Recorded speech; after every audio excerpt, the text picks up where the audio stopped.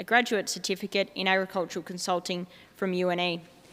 Emma has a passion in helping sheep and cattle producers improve the health and productivity of their stock. Emma is an accredited deliverer of lifetime ewe groups in Northern and Western South Australia.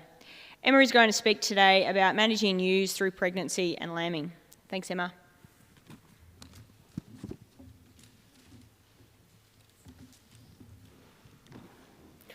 All right, great introduction, thank you. I guess if we're really trying to manage ewes at lambing time, what we're really trying to do is get more lambs on the ground and keep more of them alive. So to understand how to tackle this, we first need to understand what are the reasons why we're losing those lambs and ewes. And out of these reasons, what have we actually got control over? What can we change that might help improve things?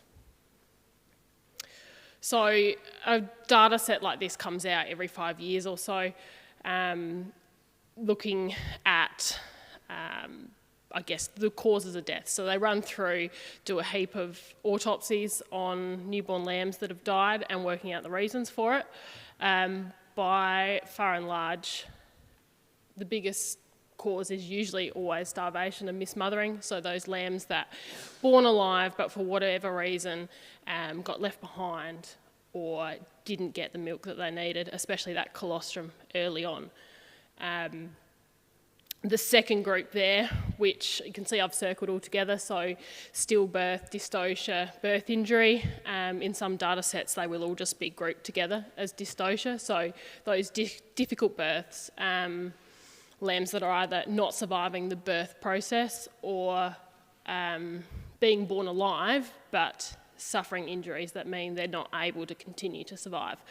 So generally, between those categories, that makes up nearly 3/4 of the reasons why lambs aren't actually surviving. And a lot of that lamb death certainly does happen within the first 6 days and more often than not within that first 24 hours. The good news with that is there's certainly a lot of things that we can implement that helps to improve the chances of lambs surviving these strategies. So we'll just have a little bit more of a look into what we can control. So the main drivers of why a lamb might succumb to some of these factors really does come down to two things: birth weight and birth type. So some of your twin-born lambs usually are more susceptible to starvation and mismothering, especially if you're the second twin-born, whereas your single-born lambs quite often is more a dystocia, stillbirth type situation for them. The other big driver from that is birth weight. So lambs that are born too small, essentially, are battling right from the start, haven't got those body reserves to get up and get going. And we can certainly see troubles at the other end as well, especially with singles where they're born too big, essentially, and we're having more of those difficult births. So the good news for this is a lot of this is driven by ewe nutrition, which we do have some control over. So having a bit of a closer look here, a lot of this data has come out of the Lifetime Wool project, and they've got up here how that birth weight impacts on survival. So they have split it between singles and twins. You can see with singles, there is a bit of a taper off up that top end, where we're starting to see some of those bigger lambs getting stuck, potentially slower births or some of those birth injuries that are happening. That means they're basically not able to hit the ground running. With twins, it's a different story. Generally, twins are always born a bit smaller than singles because there's two of them. You've got to share that nutrition around. And at those lower birth weights, we're really struggling to get them up and going.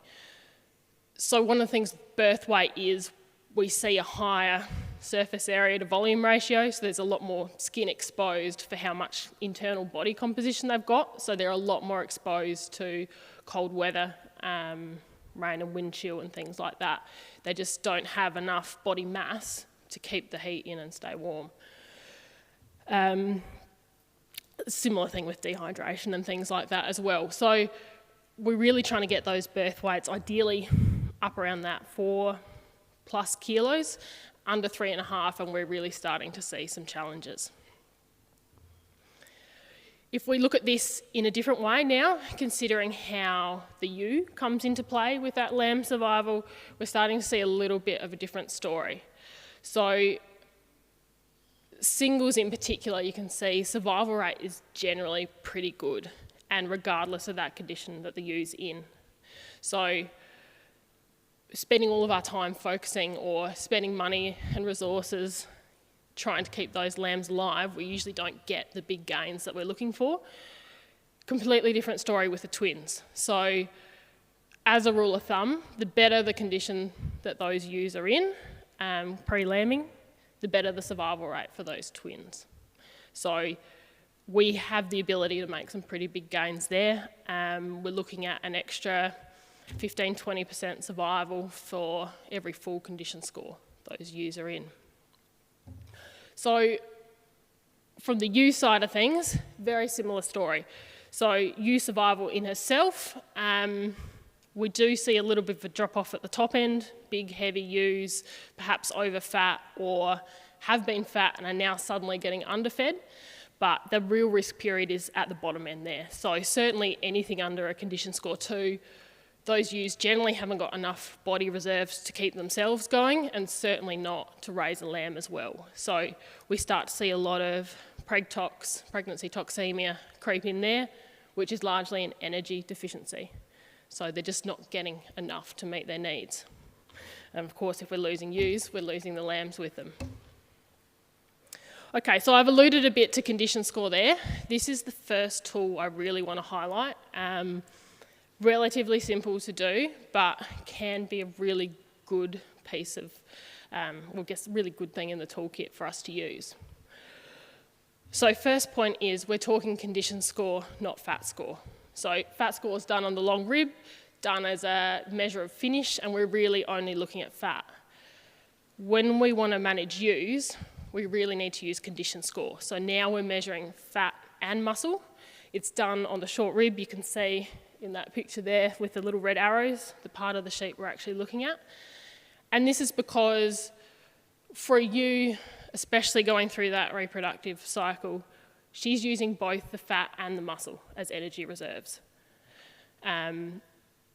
So if we were talking, say, a fat score 2 ewe, could be a condition score 3.5, could be a condition score 2, and they're two completely different ways we're going to manage stock. So really important, we get a hand on the sheep and actually judge where they're at.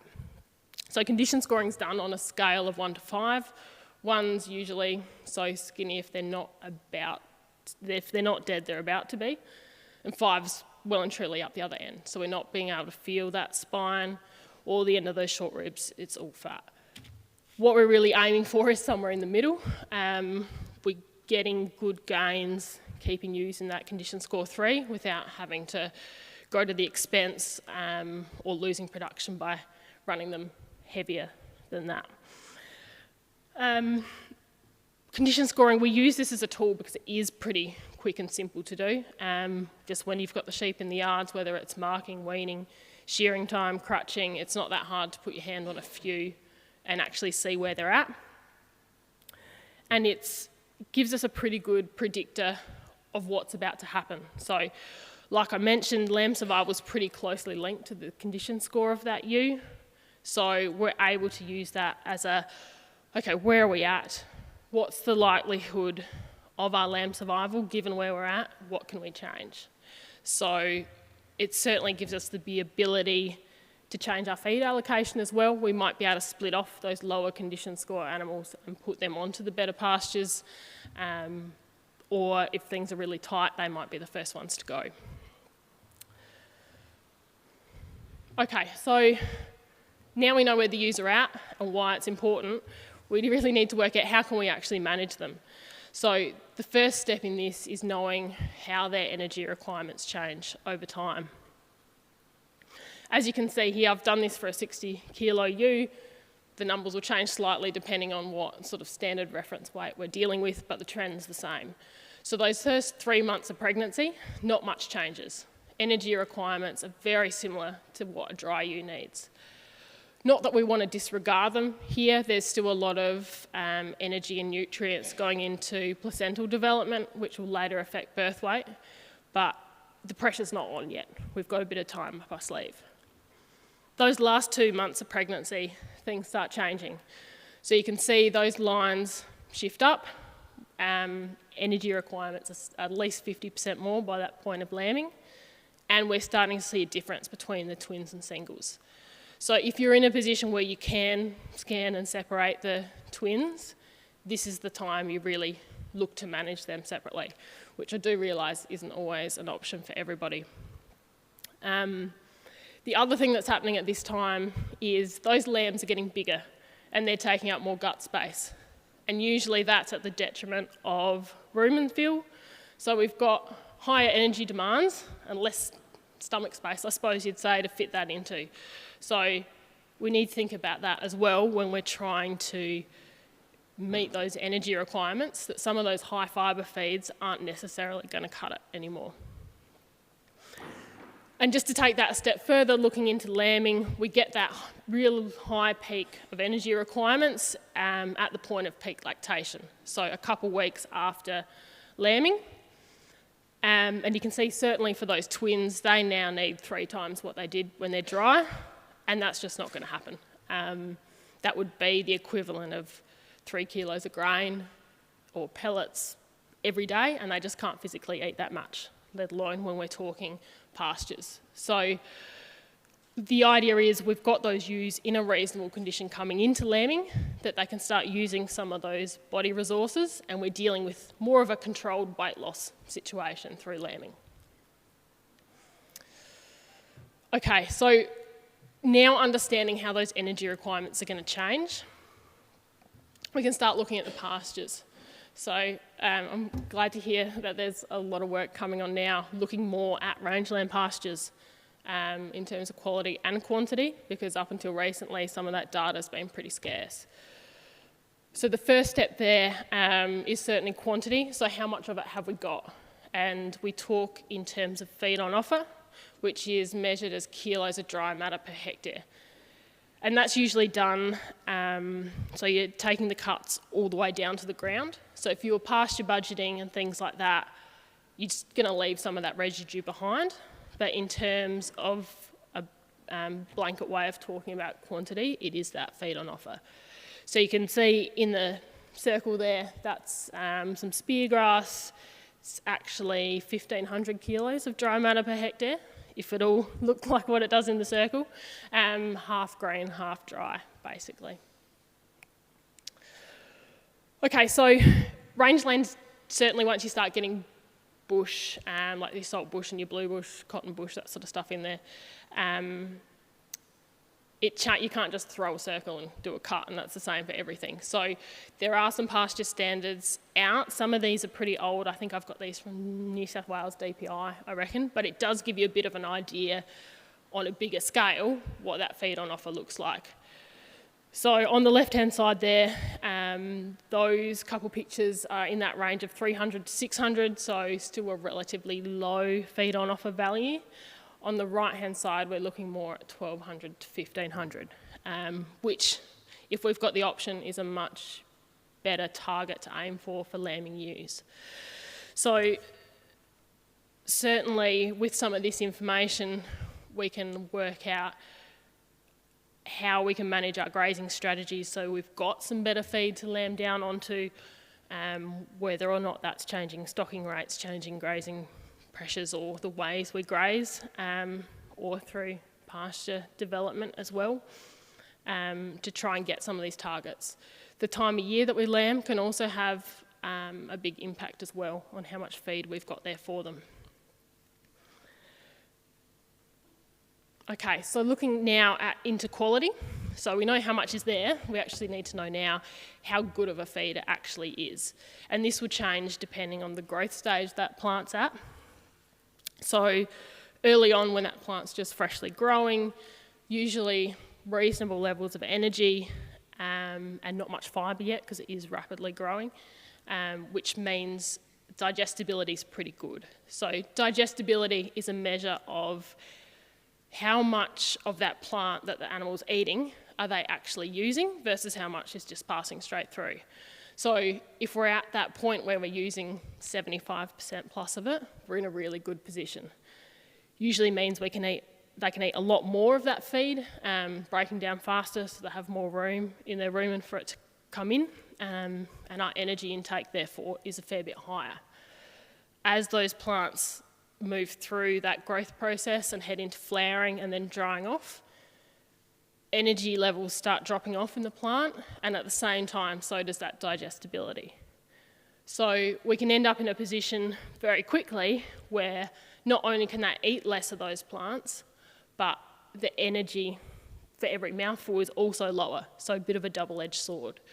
So it is important to wrap your head around that to work out where those plants are at, and especially when we're dealing with some of those grasses that pop up in between and come and go, and when's going to be, ideally, the best time to really target those ewes.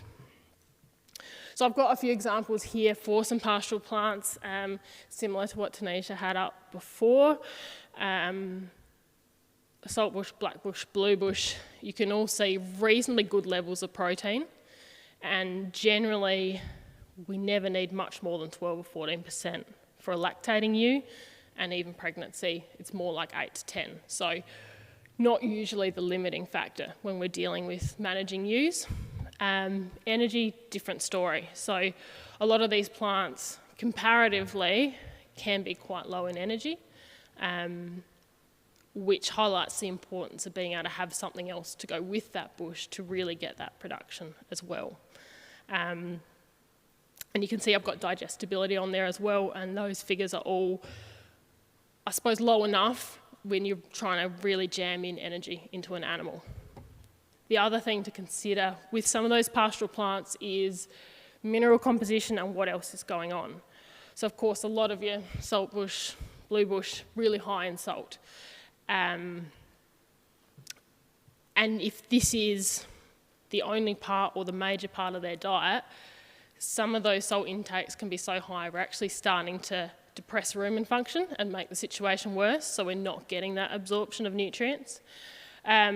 Or we're getting some of that sodium in the salt starting to block up things like calcium, which we need to be able to push those lambs out, get good birth times, get good milk production. Other things we're seeing in these plants, certainly a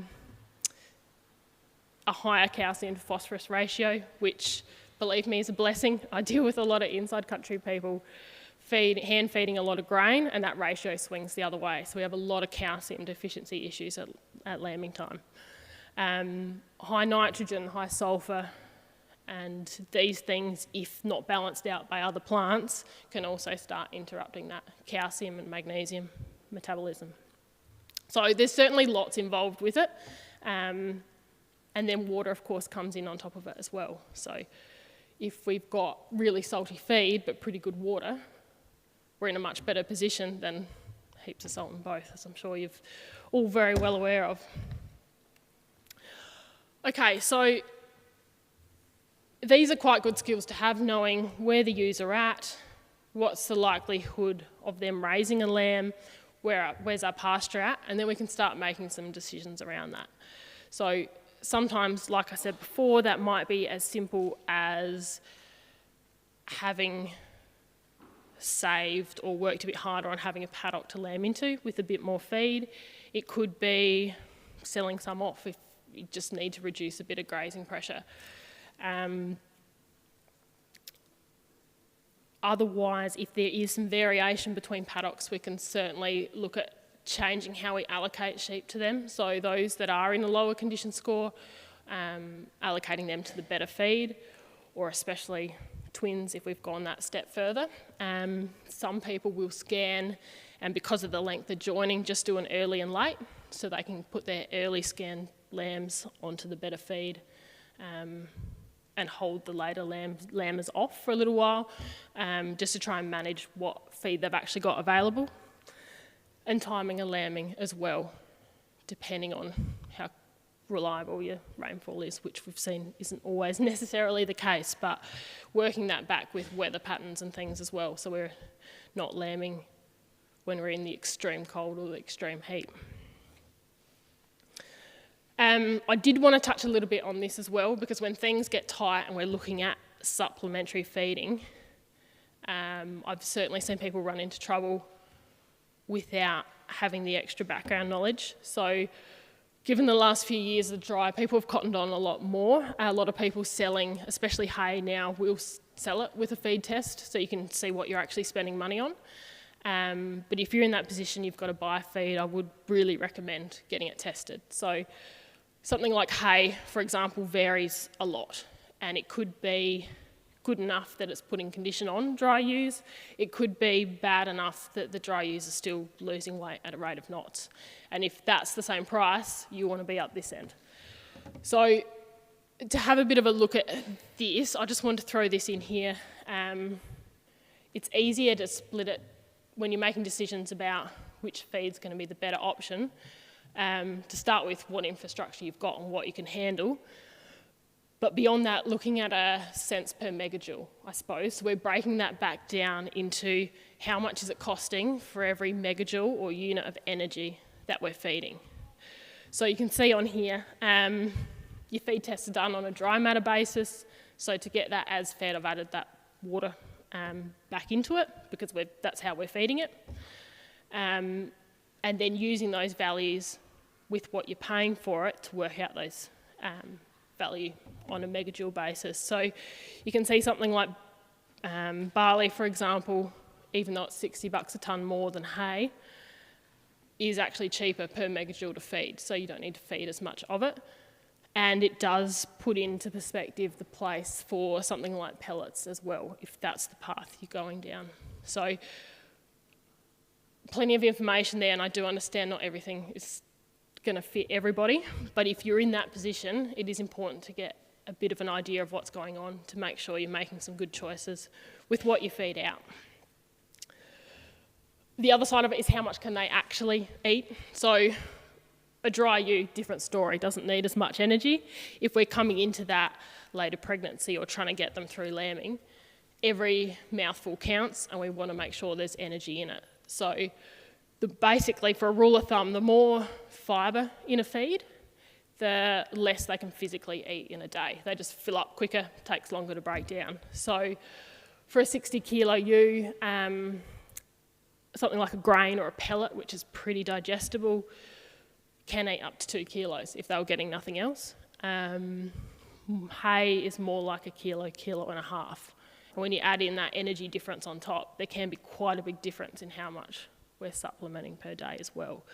So yeah, that also is going to come into the equation if you have to take that step.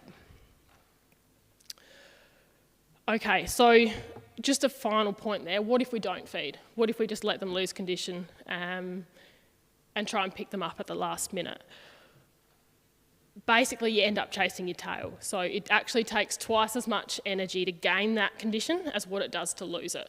So if we had a ewe 4 megajoules behind where she needed to be, she's going to lose half a condition score over a month. To get that back, we've got to feed an extra 8, so twice as much as what she was missing before. So where we can, it is definitely easier. It's also a lot cheaper to be able to maintain the condition of those ewes than try to play catch up at the last minute. I have seen plenty of examples where stock have been let for a couple months to lose condition and then fed extra to pick back up in that last month. To start with, they never quite get back what they lost, because it takes a lot of time to put on, especially half a condition score or more. You really can't do more than half a condition score a month. And your feed costs end up the same, if not higher, than if you had a fed for the whole 3 months instead of just one. So it's, yeah, certainly worth maintaining and thinking ahead rather than trying to play catch up right at the last minute. Okay, so the last tool I wanted to talk about here was mob size. MLA have certainly funded a reasonably large research project a few years ago looking at how mob size and to some extent stocking rate affected lamb survival. In the last year of that project, they actually extended it and did some of the really low stocking rate areas. So I think a lot of it was done in WA and might have been the Riverina of New South Wales. But we did see some interesting information come out of it. So as a rule of thumb, every 100 head increase in mob size, we're seeing a 2.5% reduction in lamb survival. So I'm certainly not standing here saying run all your ewes in mobs of 100, because that's just not going to happen. But it's information we can use that perhaps we could change the mob sizes slightly and pick up a bit of a free kick there as well.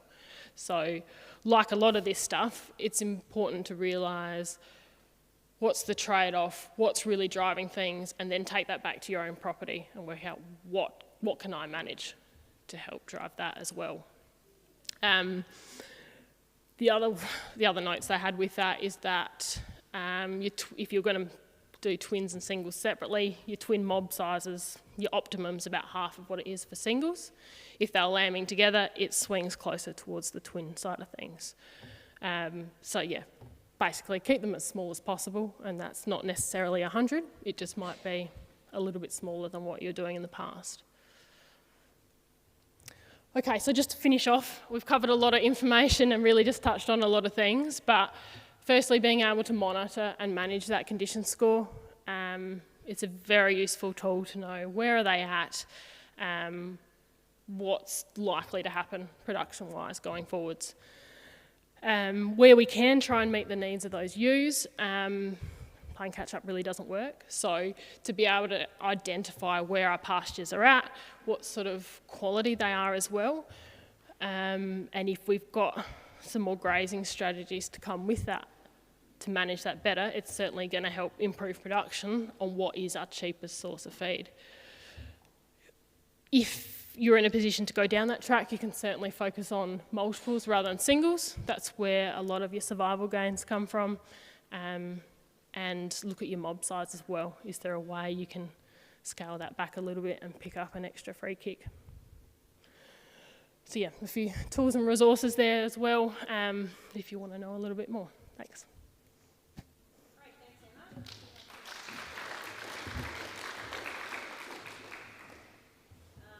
Very topical bits of information there. I know myself, I've recently just invested in some merino ewes, and yeah, I've definitely been doing a lot of things wrong because getting a lot of lamb deaths. So we've just got a few questions from the Poll Everywhere app. What can I do if my ewes are losing weight in later pregnancy? Is it too late to feed? It's certainly not. Some feed is going to be better than no feed, essentially, if we can at least slow the rate of loss. A lot of that depends what sort of condition they're in as well. If they're in reasonable condition, losing a bit, you're in a better spot than you are if they're already in light condition, losing a lot. So it's a little bit of a bigger picture, and certainly any little thing we can do to try and correct that slide or lift it up a little bit is definitely going to help. Thank you. Are you seeing more rangeland producers taking up scanning of entire flocks, or are they still more just doing it as opportunistic sales of ewes? Yeah, I saw a little bit more uptake when it was dry, as a tool to help guide some of those decisions. Which ewes do we keep? Which ewes do we sell? If we're going to be buying in hay, which ewes do we give it to? On a big scale, all the time, every year. It's certainly still not at a high rate. Just conscious that knowing that a couple of people have done it, that it was just worth throwing that information in there. And last one, is condition scoring the same for Dorpers? Yeah, good question. So condition scoring and the scale that they're on certainly is, same for all sheep.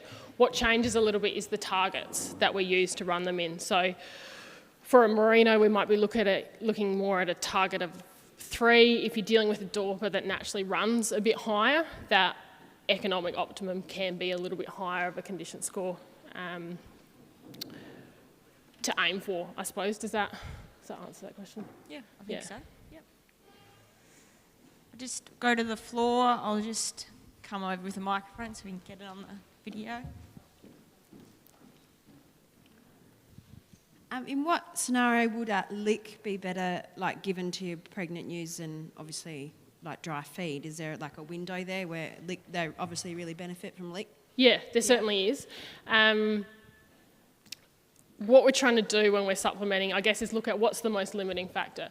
And if we've got dry feed, we still actually have feed in the paddock, licks can be pretty handy there to try and improve digestibility and how much of that feed they're actually using. So a little bit of nitrogen, a little bit of sulphur can help with some of those high fibre dry grasses.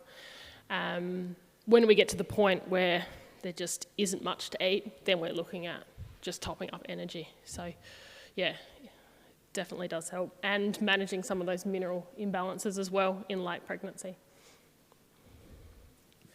Great, thanks very much, Emma. If everyone could give Emma a round of applause. I think if you haven't